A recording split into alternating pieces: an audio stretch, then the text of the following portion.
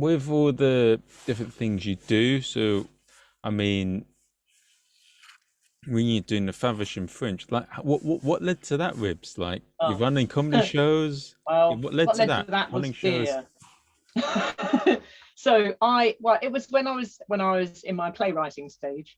I'd written a 15-minute play, and it was put on.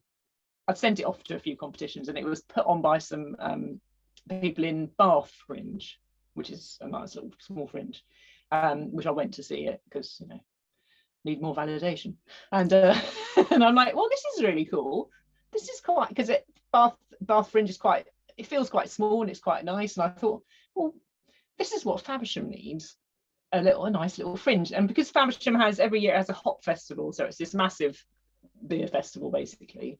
But there's no real there's nothing, but it's music and beer. I mean, that's probably enough for most people. But I had this sort of idea that it would be really cool if in the pubs there could be like plays going on, like the old-fashioned mummers plays, which used to happen in pubs, like you go in and then.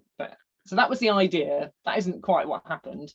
So I was chatting with a friend it was in the June of the first year we did it, and I was like, wouldn't it be cool if Faversham had a fringe? And then we had quite a few beers, and then by the end of the evening we had decided that would happen, and 3 months later we put one on.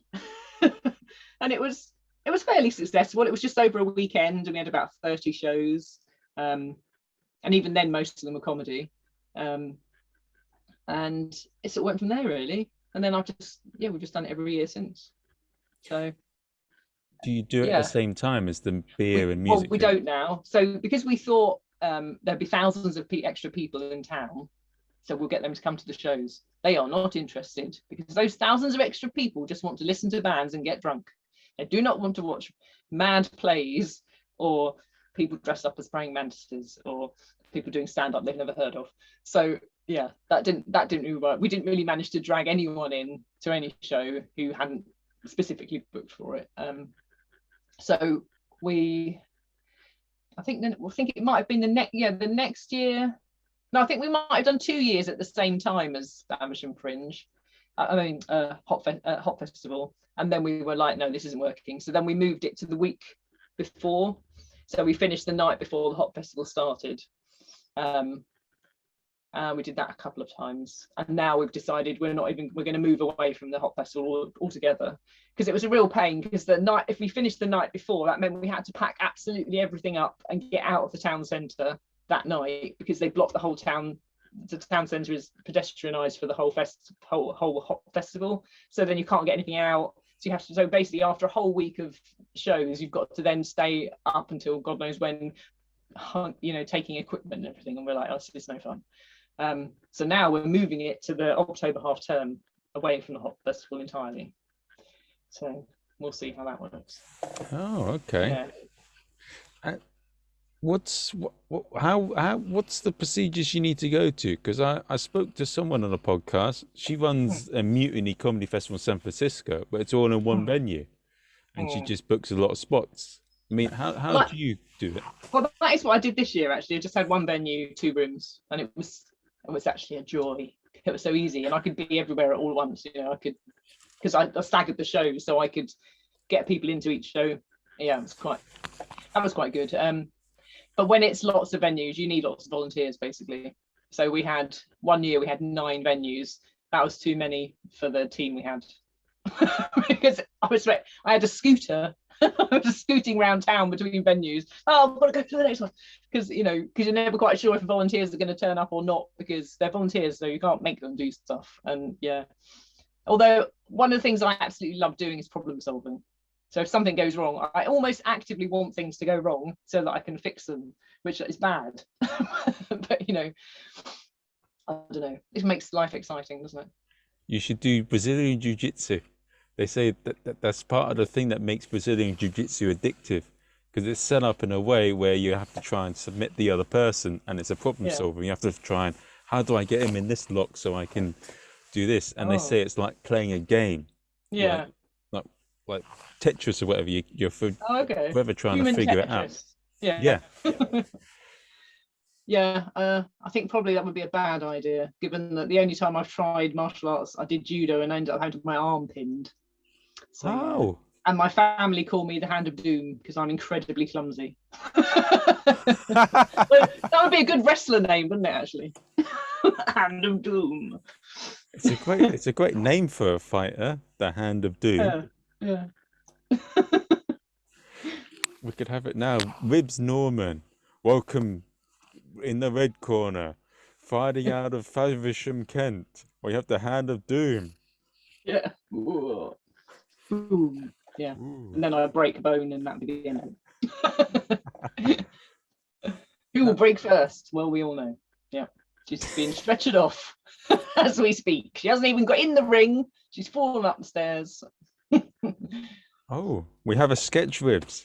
Yeah. That's how sketches are born.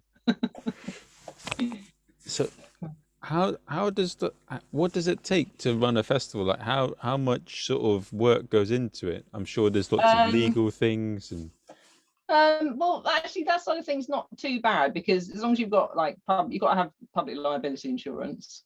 But most if you use venues that are like pubs and stuff, then they cover all the licensing of the music and things like that. Or if you use theatres, so that side of things not too difficult. It's just a lot. It's just being very organised, basically. I mean, I worked out one year I'd probably do about 200 hours of admin to get the festival together, but that's including doing all social media as well. So, you know, I mean, pretty much one of the years I did, apart from the volunteers checking tickets and stuff, I did all of it myself, just me.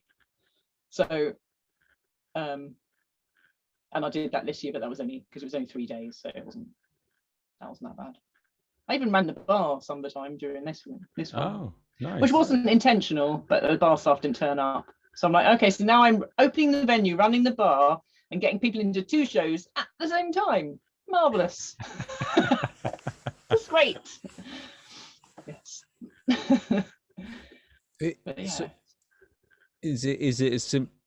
What's the process? Is it simply just going into just saying I'm going to call the name of this comedy event, and you get permission from different venues, and then is that mostly it, or? Well, the way we run Faversham Fringe is that we program the shows into the venue, so the acts don't get to choose. They can say where they'd like to go, but we choose where they go.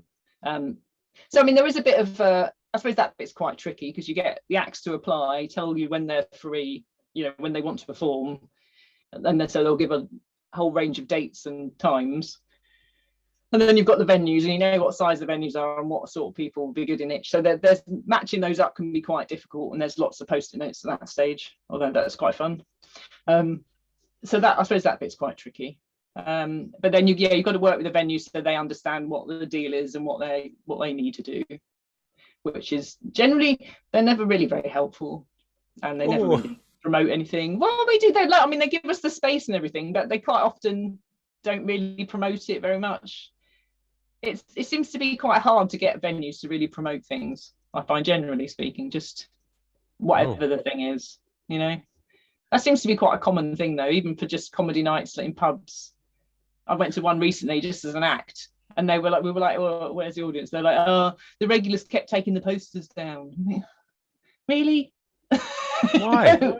Yeah, why? And is that true, or did you just not put any up? Yeah. So I think that's it. Yeah. I think that's it. Yeah. I'm not going to name names or anything. But yeah. I mean, sometimes you get a venue who's really into the whole thing, and they help you and promote it and everything, and that's great. But and especially since you think about the venues are they're nearly always getting the money for across the bar, so it's beneficial to them to have these shows in their space. But yeah. Yeah, but they don't. I think is one of the things being that a lot of pubs are now sort of franchised in a way, and they're not owned by owners. One of the biggest things because they're like managers, and to an extent, as it's not their baby, they don't really care as much. I think you've hit the nail on the head, really, actually, because they might be young, dynamic managers, but then they are just managing a pub at the end of the day. They just want to go home afterwards. It's not they're not living upstairs. You know, they're not live-in landlords, and yeah, I think that's probably the difference, to be honest. And then they've got a lot of young bar staff who are just doing shifts as and when, so they're not really invested in it either. So yeah, that might be it. Just doing that now. So you'd say that possibly, so the ad is setting the festival. The biggest thing is just that it takes a lot of time getting the acts and the shows to work well. Well, getting the acts, that's not so difficult. Like the first year, obviously, no one knew who we were, and we mostly filled it with people we knew. And and I know the first year, to get acts, I managed to find a Twitter list of Edinburgh performers and a few other festivals that somebody had made. So I just directly tweeted all of those people saying, we're doing a festival in Faversham, and that's how I got a few acts. So we had Jen Brister that first year. That was cool. Oh. So I like to say that I found her, obviously, but obviously that's a lie. So we got a lot. So that's how we got acts. But then obviously word of mouth went throughout the comedy circuit. So now we get people coming to us. So now finding the acts isn't difficult. I put a call out and we get enough to fill. Although maybe next year that won't be as easy, because next year we'll have a lot of slots, because we're doing 9 days next year. Well, that's the plan. Oh, that's the plan. We'll see. But I'm not going to do any daytime slots for comedy, I've decided, because they just don't work in Faversham. It's just not big enough. So are you going to allow comedians to do a whole show from the beginning to the end, or do they only get a couple of dates?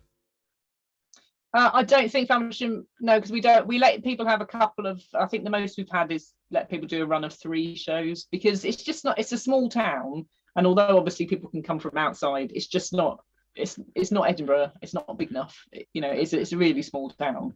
So yeah, I don't let people do more than that, because they're just going to have one really good show and a couple of, maybe one mediocre, and then one with 3 people in it, and what's the point, really, I think. Yeah, there's this. I've seen it in. Is Edinburgh, like, apart from maybe the Australian comedy festivals and maybe New Zealand, is Edinburgh the only one that offers you more than a couple or 3 dates to perform? I think it might be, really. Yeah, because Brighton, most people only do a few dates, don't they? They don't go and say, I'm doing Brighton and then live there for a month. Honestly, that'd be mad. Yeah. So I suppose, yeah, Edinburgh is quite unusual, really. But everyone thinks of festivals and thinks, what do you do at Edinburgh? That's what we should do. But it doesn't translate to. I think that's the thing with regional festivals. People expect them to be like mini Edinburghs, but they can't be, because that many people don't suddenly move to the town for a month. No. So it's not the same. Yeah, it's generally just locals. Yeah.